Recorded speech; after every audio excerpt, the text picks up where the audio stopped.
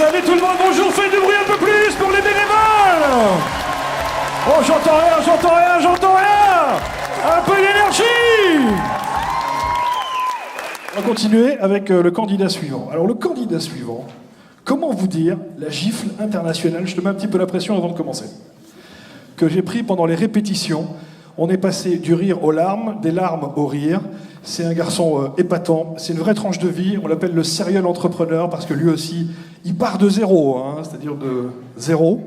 Et il est arrivé aujourd'hui à quelque chose d'assez étonnant. Il dit « J'ai eu 10 vies dans ma vie, 10 vies en une ». Et il a cette phrase « J'ai 105 ans sur mon CV, 25 ans dans ma tête et 47 ans sur ma carte d'identité ». Mesdames et messieurs, Laurent Marchand.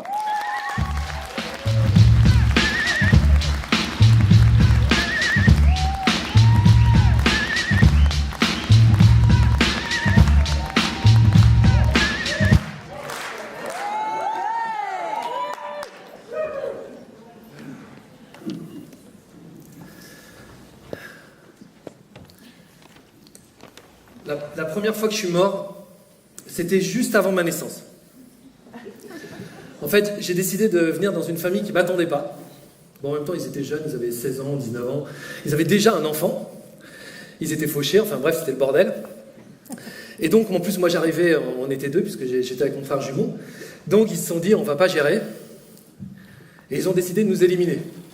Évidemment, on était sur le point d'arriver, c'était un peu compliqué, donc ils ont utilisé les méthodes du Moyen-Âge. Et il y a eu beaucoup de dégâts. Mais je suis là. Je suis seul, mais je suis là. C'est un peu comme si cette journée allait marquer le ton de tout ce qui allait se passer dans ma vie, en fait. Depuis que je suis né, la mort n'a pas cessé de venir me pincer le cul. En tout, je suis mort 6 fois, officiellement, quasi. Coma éthylique, accident de la route, arrêt cardiaque, cassage de gueule. 6 fois, tout le monde pensait que j'allais y rester. Et chaque fois, je m'en suis sorti. À chaque fois. De justesse, mais je m'en suis sorti. Je suis mort tellement de fois, et c'est véridique, que certains matins, quand je me réveille et que je suis un peu encore engourdi par le sommeil, je vérifie rapidos que je suis là. Parce que croyez-moi, 6 morts, c'est quand même beaucoup pour une seule vie. Mais ce qui est génial, c'est pas véritablement les moments où on meurt. Ce qui est génial, c'est autre chose. Imaginons. Enfin non, on va pas imaginer. C'est toi qui vas imaginer. Toi, là. Oui, toi. On va tous imaginer avec lui. Imagine que le fait que tu sois dans cette salle, là, dans cet événement, c'est toute ta vie. D'accord ? Tu es rentré, tu vas rencontrer des gens, tu vas vivre des émotions, tu vas faire des expériences, et tu vas sortir ta vie. Début, milieu, fin. Ok ? Bon. Imagine maintenant que toutes les 10 minutes, il y a un type qui arrive avec une énorme tapette à mouche et bam, qui t'en fout un coup sur la gueule. À toi. Juste à toi. T'arrives à imaginer ? Je pense que c'est plus facile pour les autres, mais... Donc forcément, tu vas te dire, ah, c'est quoi ce délire ? Visiblement, les autres, ça leur arrive pas. Ça m'arrive à... Pourquoi moi ? J'ai fait quoi ? Je voulais que ce soit un truc confortable, ça va pas être confortable. Ok, bon, évidemment, tu vas aller chercher un peu du réconfort chez tes voisins, qui vont te dire exactement les choses que disent les gens quand on leur demande du réconfort, c'est-à-dire, c'est la vie, mon pote. Et oui, c'est une épreuve, mais tu vas t'en sortir grandi, tu verras. Mais toi, évidemment, tu vas vouloir que ce soit un peu exceptionnel. Tu peux pas vivre avec l'idée que toutes les 10 minutes, tu vas t'en prendre une, c'est pas possible. Donc, tu vas essayer de dire, non, allez, un peu... Et bim, au moment où tu t'y attends pas, une autre. 2 fois, 3 fois, 4 fois, 5 fois, 6 fois. À la longue. Qu'est-ce que tu crois qu'il va se passer ? Eh bien, en fait, il y a plusieurs solutions. On a tous plusieurs solutions. La première, c'est de se mettre en colère contre le mec avec la tapette à mouche. Évidemment. On va s'énerver, on va vérifier tout le temps, tu vas regarder tout le temps si derrière toi, il n'y a pas le mec avec la tapette à mouche, tu vas vouloir qu'on blinde les portes, qu'on mette un signal d'alarme, enfin bref, quoi, tu vas te protéger. Donc, évidemment, tu vas protéger ta famille, tu vas protéger tes enfants, à qui tu vas raconter que dans cette salle, il y a plein de porteurs de tapettes à mouche, et qu'éventuellement, les gens qu'il va rencontrer pourront eux-mêmes être le porteur de tapette à mouche. Bref, tu vas flipper, quoi. Et au final, bam, tu vas te la prendre, évidemment. Il y a toujours le dernier coup de tapette à mouche, le final, celui dont on ne se remet pas, quoi. En fait, tu auras filmé toute ta vie pour un truc qui va t'arriver à un moment donné. C'est un peu stupide, mais bon, bref, il y en a plein qui choisissent cette option-là. Il y a aussi une autre option, c'est de te plaindre. C'est pas mal, il y en a plein qui le font aussi. C'est les chouineurs de service, tu vois. Ils passent leur temps à demander au bon Dieu pourquoi moi, que j'ai fait. Tu vas passer de rang en rang pour te plaindre. Et évidemment, les gens, ils vont aimer ça. Tu vas être celui qui se plaint. On aime bien les chouineurs. Les chouineurs, c'est chouette parce que on a le sentiment que notre vie, elle n'est pas aussi terrible que ça quand on a quelqu'un qui va pas. La vie de merde, c'est lui. Donc les gens, ils vont te cataloguer là-dedans. À tel point qu'à force, tu ne pourras plus en sortir, quoi. Et si tu veux en sortir, eh ben, ça ne va pas plaire aux gens. Ils vont te dire, oh, ça va pas là, il y a un truc qui... Je sais pas, si par exemple tu changes tu changes d'antidépresseur, tu commences à avoir la vie un peu jolie, ça ne va pas leur plaire du tout, donc tu vas être obligé de rester dans ce truc. Chouineur. Il y a un autre truc qu'on trouve aussi pas mal dans le développement personnel, c'est d'entrer dans un ashram. Une espèce d'ashram, vous savez ce que c'est? C'est ces communautés en Inde où il y a des disciples et des gourous. C'est pratique l'ashram, parce que tout est amour et gratitude. Tu vois, le porteur de tapette à mouche, il n'existe pas. Tu vois, on mange des fleurs, on mange des namastés, on se prend dans les bras, tout est cool, tu vois. Et s'il y en a un qui s'avise de parler du porteur de tapette à mouche, tout le monde lui dit « Chut, oh, t'arrêtes, oui !» Si t'y penses, tu le crées. Si tu le crées, il vient. S'il vient, on est dans la merde. Non, franchement. Donc, envoie de l'amour et fous-nous la paix. Et puis après, il y a d'autres solutions. Parmi d'autres, il y en a une qui est pas mal. C'est accepter ce qui se passe. Accepter ce qui se passe, quoi qu'il se passe. Si tu fais ça, forcément, tu vas accepter que régulièrement, bim, tu vas en prendre une. Voilà. Donc, tu vas commencer à voir les choses un peu différemment. Et tu vas commencer à regarder différemment les intervalles. Si tu sais que tu as rendez-vous dans 10 minutes avec la tapette à mouche, tu vas te demander ce que tu vas faire de ton temps libre, tu vois. Donc tu vas commencer à te dire, bon, au final, ce serait peut-être pas mal que je m'éclate pendant ces 10 minutes. Tu vas avoir envie de rire, tu vas avoir envie de rencontrer des gens, d'expérimenter plein de trucs, de prendre des risques. Alors ça, c'est con, parce que parfois, c'est toi-même qui vas te le foutre, le coup de tapette à mouche. Mais bon, c'est le jeu. C'est le jeu. Moi, je pense que c'est ça qui m'est arrivé. Alors, je pense que je ne l'ai pas choisi. Mais je pense qu'on peut le choisir. Parce que pour moi, ce n'est pas compliqué de comprendre que rien ne se joue ces 20 prochaines années, mais que tout se joue ces 20 prochaines minutes. Et quand tu commences à regarder les choses comme ça, eh bien, ça change un peu ton quotidien, tu vois. Bon, alors attention, je ne vais pas vous raconter des salades. Je ne suis pas en train de vous dire que une fois que vous avez cette philosophie-là, eh ben, les catastrophes vont s'écarter de votre chemin. Non, non, pas du tout. Non, vous allez bien les vivre, tout comme les emmerdeurs, les dettes, tout ça, on vit bien tout ça. C'est pas... Non, non. En revanche, les choses vont se passer à un autre niveau. C'est que tu vas plus t'inquiéter de ce qui se passe. Tu vas commencer à te demander qui tu es. Qui tu es face aux situations que tu vas rencontrer. Qui tu es face aux gens qu'on va mettre sur ton chemin. Et qui tu es et comment qui tu es va s'exprimer à travers ça.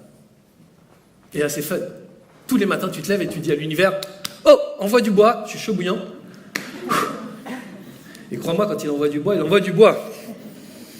Moi, il m'est arrivé des trucs de fou. Des trucs dingues. Je vais vous raconter un jour, j'ai participé à la réunion de la dernière chance. Je l'appelle comme ça parce que j'étais raide. C'était la dèche pas possible. J'avais plus une thune. C'était juste après les événements du 11 septembre. Tous les budgets sur lesquels je travaillais avaient été gelés, mes revenus avaient été divisés par 40, enfin, c'était l'horreur, je ne pouvais même pas mettre à manger dans l'assiette de ma fille. Et donc, il s'est, comme ça, il y a un truc qui est arrivé, une réunion, un homme d'affaires qui cherche un auteur pour monter un énorme business, c'était la réunion de la dernière chance. Je n'avais même pas assez d'argent pour payer mon billet pour aller jusqu'à Paris, c'est ma copine à l'époque qui m'a payé mon billet, et on avait tous les deux énormément d'espoir dans cette réunion. Moi, juste pour sortir la tête de l'eau, quoi. Elle, pour être remboursée de son billet, évidemment. Et j'y suis allé. Et je me suis retrouvé autour d'une table, il y avait les auteurs les plus brillants du show business français. Bon, en même temps, je me disais que si j'étais là, c'est que j'avais ma place. Mais je sais pas, peut-être que c'était la fatigue du transport, j'en sais rien, j'y étais pas. J'arrivais pas, je percutais pas. J'étais là, ils discutaient entre eux, je me sentais pas à ma place, c'était trop bizarre. Et donc l'homme d'affaires est arrivé, il a présenté son projet, franchement, c'était jackpot. Hein. Franchement, là, il ne fallait pas qu'on passe à côté de ce truc-là. Tous les autres étaient hyper pro, hyper motivés, et moi, non. Moi, je sais pas, j'accrochais pas. Donc une fois qu'il a fini de présenter son truc, tout le monde a commencé à négocier, comme des professionnels. Et les droits, et les machins, et notre part, et on fait comme ça, nanana. Et moi, je disais rien. Ils négociaient des 0,01% de droits sur le truc, enfin un truc de fou, quoi. Et moi, j'étais content qu'on ne me pose pas la question, parce que je savais pas quoi dire, quoi. Et donc, à un moment, évidemment, l'homme d'affaires, le mec qui pèse des millions, quand même, il s'est tourné vers moi, pour me poser cette question, et toi, qu'est-ce que t'en penses? On t'entend pas. Alors, bien sûr, j'ai été tenté de dire, je sais pas, 0,02%, enfin un truc débile. Mais je sais pas, j'ai peut-être été rattrapé par la tapette à mouche, j'en sais rien. Mais je me suis dit, et merde, voilà, il veut mon avis, je vais lui donner mon avis. Tout millionnaire qu'il est, je m'en fous. Et je lui ai dit, écoutez, honnêtement, je sais pas ce que je fous là. Et franchement, je sais pas ce que je fous là. Genre, on est venu voir un dossier, un machin, mais là, il se passe rien, on est en train de négocier des 0,01%, sauf que 0,01% de rien, ça donne 0, quoi. Donc, peut-être que quand on aura quelque chose entre les mains, j'aurai une idée, mais pour l'instant, je vais juste rentrer chez moi, quoi. Et les autres auteurs m'ont regardé. Ils m'ont dit, mais t'es taré, mon pote. Qu'est-ce que tu fais, quoi? Et lui, il m'a regardé comme ça. Il s'est tourné vers les autres, il a dit, ok, messieurs, je vais voir ce que je peux vous proposer. Merci beaucoup, fin de la réunion. Hop, il se lève, il se barre. Il nous laisse comme ça en plan, quoi. Je me suis dit, ok, c'est mort. Il va falloir que tu t'habitues encore à sauter des repas, mon gars. Parce que là, c'est pas aujourd'hui que tu vas t'en sortir avec ça. Je suis rentré, j'ai pris mon train de retour, j'étais en train de me demander comment j'allais expliquer à ma copine que j'avais moi-même torpillé la réunion de la dernière chance. En plus, je recevais les SMS des autres auteurs qui disaient, alors là, bravo, hein. Alors là, le mec, super, hein. Il nous rappellera plus, alors là, franchement, bravo, t'as bien travaillé. Et quand même, au fond de moi, je me disais, j'étais content. C'est horrible. Le truc, je venais de le massacrer, mais j'étais quand même content. Je me disais, il y a un truc au fond de moi qui était heureux. Je me disais, je me suis permis d'être moi-même, quoi. Bon, ça paye pas, mais je suis content, quoi. Et je suis rentré chez moi comme ça. Et le lendemain, le téléphone sonne. Et je reconnais la voix de l'homme d'affaires qui me dit, écoute, ce projet, je vais le monter. Et j'ai adoré le coup du 0,01% égale 0. Et si je monte ce projet, il faut que je monte ce projet avec des dingues. Et j'ai envie de le monter avec toi. Qu'est-ce que t'en penses? Et j'ai dit banco. On a travaillé ensemble pendant 2 ans. On a monté une des plus grosses sociétés qui existent dans le domaine de la téléphonie mobile, qui a été vendue 2 ans après 100 millions d'euros. Un énorme succès. Et pendant 2 ans, j'ai appris des milliers de choses. On s'est marré, on a vécu des trucs de fou. C'était vraiment génial. Et pour avoir ça, j'ai rien fait. Je me suis juste permis d'être moi à un moment donné. C'est tout. Bon, attention, je ne suis pas en train de vous dire, faites ça et vous allez devenir riche et célèbre. Hein. Pas du tout. Parfois, faire ça, ça vous amène dans des situations horribles. Je vais vous la raconter. Figurez-vous qu'il m'est arrivé un truc, mais terrible. Je suis tombé amoureux. Coup de foudre. Coup de foudre. Elle aussi, coup de foudre. Pareil, sauf que notre histoire, c'était Roméo et Juliette, quoi. L'amour impossible. Impossible. Pour qu'on puisse être ensemble, il fallait accepter que nos vies explosent. C'est compliqué, quand même. Donc on se voyait en cachette. Et c'était n'importe quoi. On était pistés, il y avait des mouchards sur nos voitures, sur nos téléphones. On met ça dans un film, personne n'y croit. Je vous jure. Et moi, c'était mon quotidien. C'est l'enfer, absolument l'enfer. Et moi, j'avais un petit challenge à gérer supplémentaire, c'est qu'à un moment donné, j'ai reçu un coup de téléphone, et il y a une voix assez calme qui m'a dit « Je vais être simple et clair. Si tu cherches à la voir ou si tu la revois, je te flingue. » Alors là, tu la sens bien, l'ombre de la tapette à mouche. Là, tu la sens bien planer. Là, tu te dis, ok, le mec, il a l'air plutôt sûr de lui. Je suis dans la merde.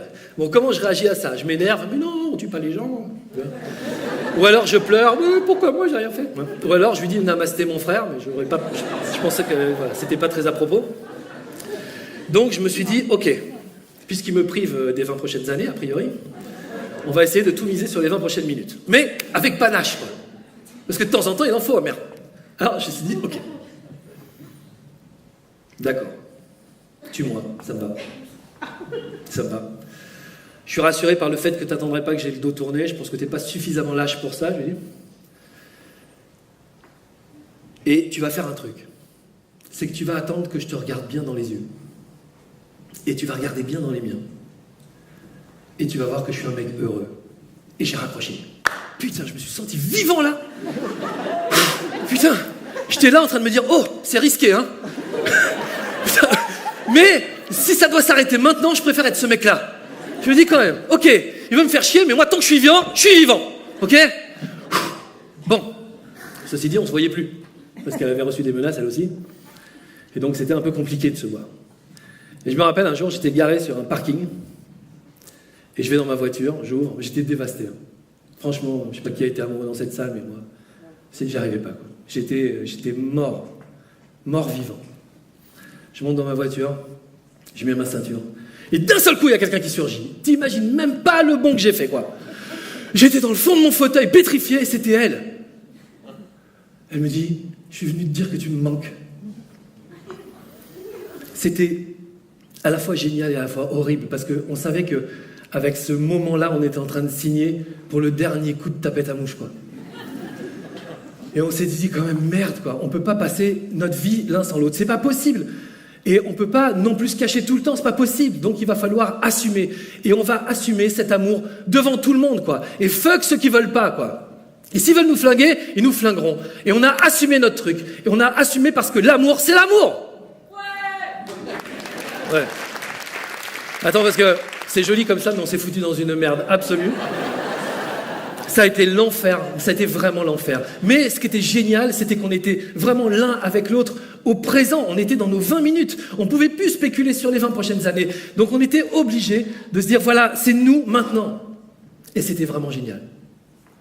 Bon, je vous ai dit que c'était l'histoire la plus horrible qui soit, donc ils ont quand même gagné. Il y a eu beaucoup de dégâts. Mais je suis là. Je suis seul, mais je suis là.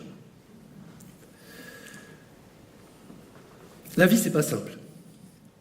On n'est pas tous prêts à mourir ou à prendre des coups.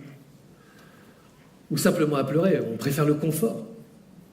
C'est 100 fois plus confortable d'être à votre place, là, dans un canapé, que sur scène. Mais pour rien au monde, je laisserai ma place. Rien. Alors, je ne suis pas venu vous faire une leçon de vie, vous le comprenez bien, c'est surtout moi qui l'apprends, la leçon. Je suis juste venu partager un truc avec vous.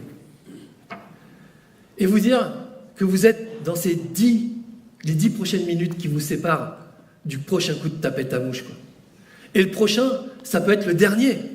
On est tous dans ces 10 foutues minutes, là. Donc, qu'est-ce qu'on décide d'en faire? Est-ce qu'on va se protéger? Est-ce qu'on va pleurer? Ou est-ce qu'on va juste accepter? Et se dire, ok, si je suis là, que je suis vivant, qu'est-ce que je fais? Moi, je vous propose un truc. On n'a qu'à vivre. Juste vivre. Dire aux gens qu'on aime, qu'on les aime, et à ceux qui nous emmerdent, qui nous font chier.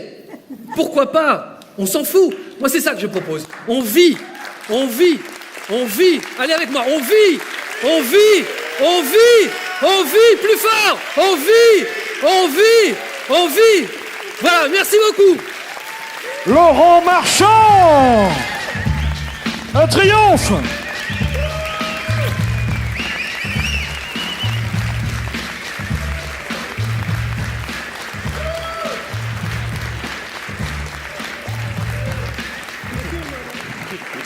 Laurent Marchand, s'il vous plaît. Merci beaucoup. Merci beaucoup.